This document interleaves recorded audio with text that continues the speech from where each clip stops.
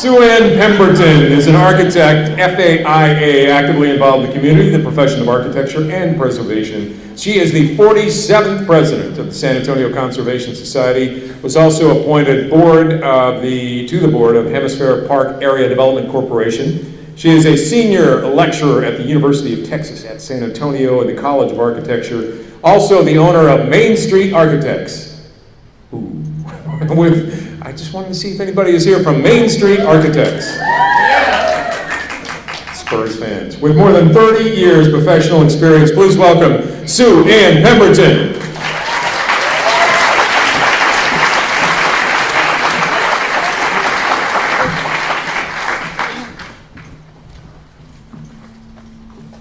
Well, he did mention the fact that I have several jobs. I actually have 3 full-time jobs.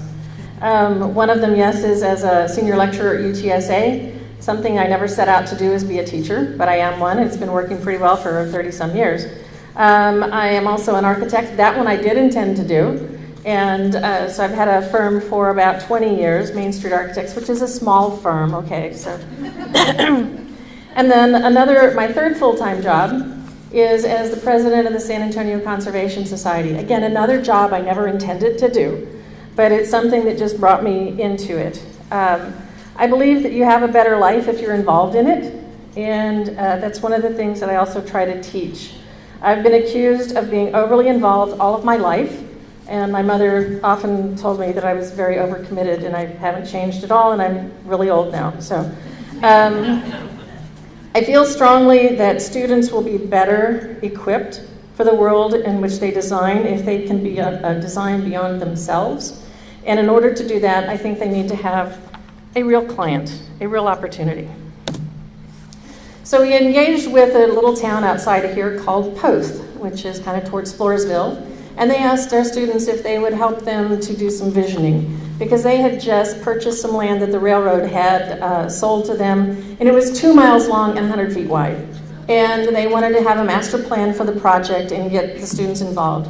So the students designed the master plan, laid out the trails, the city built them, then they asked us, well, now can we have something on it? And so the students designed and built the structure that you see here, kind of a shade structure. They had to present to the City Development Corporation and get the approvals to move forward. You can see that some of them are female and had never used a drill or things before.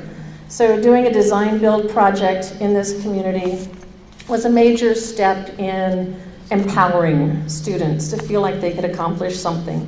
So that one was a pretty successful project. It's heavily used. This was fairly recent, so it's weathered well, it's still intact, and the community takes great pride in it. So from that point, they said, okay, we have more money now and we have another project for you to look at. And they wanted to have, it's utilitarian, but they wanted to have restroom facilities because they have a major bike ride through Poth dealing with Alzheimer's, and a ride to remember is what they call it. So they asked our students to design something that wasn't a CMU box, that actually addressed the native materials of Poth, which is red sandstone as opposed to the limestone that we have here. The benched area here looks out onto a playground. They deal with natural ventilation. They had to address the circulation, the safety, security, accessibility issues, and all these kinds of things. So they came up with design, and the competition in the class, this was the winning entry, and the city of Poth has built it, and they're really excited about it, and other cities want to have those as well. I also think in terms of turning engagement into knowledge. I've never really been able to say no, which is why I have 3 full-time jobs. But I was offered the opportunity to be part of a grant with the Tarahumara Indians in Noragachi, Chihuahua. And so once they got the grant, they said, okay, let's go. And I go, and where am I going? And I knew right away that I wasn't in Kansas anymore. And so I got to know these people as I was designing a boarding school that was to be designed by the Tarahumara, and it was to be operated by them and constructed by them. And they were an amazing people. And I fell in love with the place, and they began to trust me, which was kind of hard. I really don't fit in, if you take a look at me.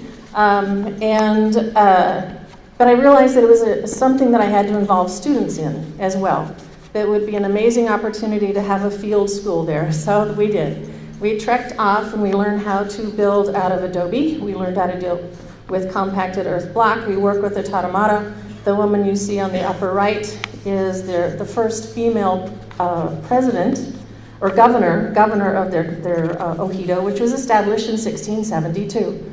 So we had a lot in common.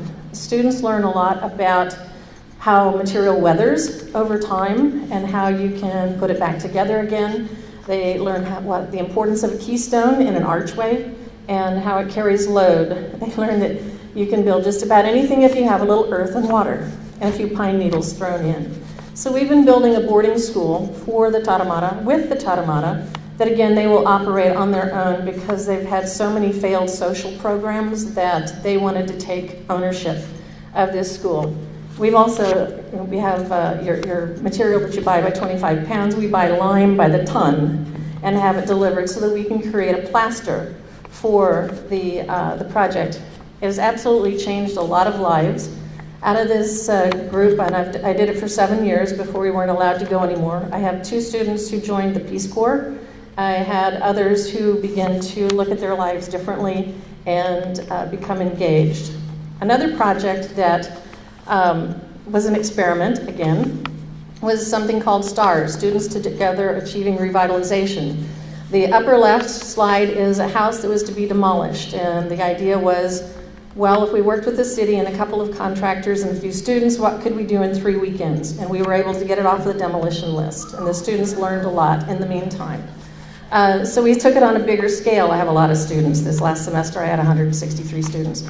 So they do some volunteer work, and they were able to take this house and make the repairs and do the paint, again, in 3 weekends. And you can see how what a difference they've made. And another example. And you know what? In the meantime, they even learn how to build a column, or what a column is made from. It's made all these tongue and groove pieces put together, and it comes round, and it's strong, and it's structural, and it's pretty exciting stuff. And as we do these projects, the students learn a lot about themselves. They learn a lot about leadership, and they want to know, can we do it again? Can we come back and do that? Another thing I do with the students in the community is do documentation projects, which is we go out and we do measuring and things for historic buildings. Well, this one looks pretty benign at the top, and it's okay, we can measure this. And you go around the corner. And it sets a whole new set of challenges here. It's like, and how am I going to put this in the water? And I'm going to do what? This is where I was this morning, because this is my current opportunity that was presented, and that was in Taliesin West in Scottsdale, Arizona, Frank Lloyd Wright's winter camp. So I'm there now with a group of students. I came back to talk to y'all and to have another meeting tomorrow, but they're looking at Frank Lloyd Wright a whole different way. One, they're living in the compound that was designed by him. They're also learning an appreciation for a square angle because they can't find one yet. So they're figuring out that you may even have to get into the chimney to figure out how the chimney works. And again, they're learning a whole lot about ingenuity and figuring things out. I didn't know that people really lived in apartments and made out of railroad cars, but I did when I was in Chihuahua. There is a Africa house that's in Natchitoches, Louisiana. Hopefully someday I'll get to go back to Notagachi, to the Tarahumara. But my next engagement is in July. I go to South Africa to try to establish a study abroad and another field school there. Thank you.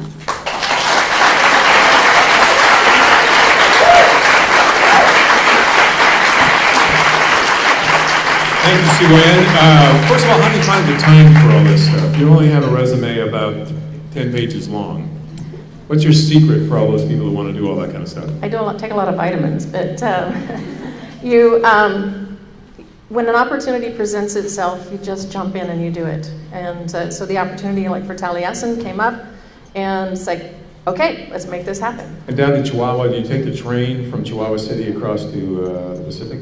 No, we have not gotten to do that, and right now we don't get to travel at all because of security issues. Again, would you recommend people going there or not? I would love to go there again, yes. I cannot take students there, but I would go on my own. Okay, and also you did some incredible stuff with Poth and some of the other places. Where else would you like to go down the road in terms of spreading your talents? Well, I definitely have South Africa on my list. I fly into Johannesburg and then go to Cape Town in July.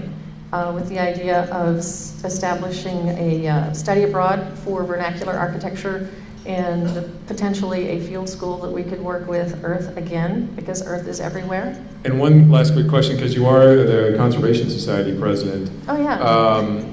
Now, there's a myth about how the group maybe got started. I don't know if it's a myth. What is the deal with the puppet show? You know what I'm talking about? You listen to the story of the puppet show and how the Conservation Society got together in 30 seconds or less. Okay. Well, the puppet show is actually an expression to try to encourage civic pride within the city. This is back in the 20s when women got together and wanted to save, supposedly, the San Antonio River. Correct, but before that we were trying to save the missions, like Mission San Jose. We were trying to buy up pieces of land that had been sold off and put that back together again. So the Conservation Society has a real knack of buying or saving bits and pieces, putting it together and giving it away. So the puppet show was put on by women back in the 20s to show the city fathers. Civic pride. And the goose with the golden egg part of it? Is the egg itself actually says civic pride on it. If you come to the office, I'll show you the whole puppets and everything. That's what I thought. There's myths. But anyway, you are now the keeper of the flame and the golden goose and the golden egg. Sue Ann Pemberton, thank you very much for answering this. Good luck with that.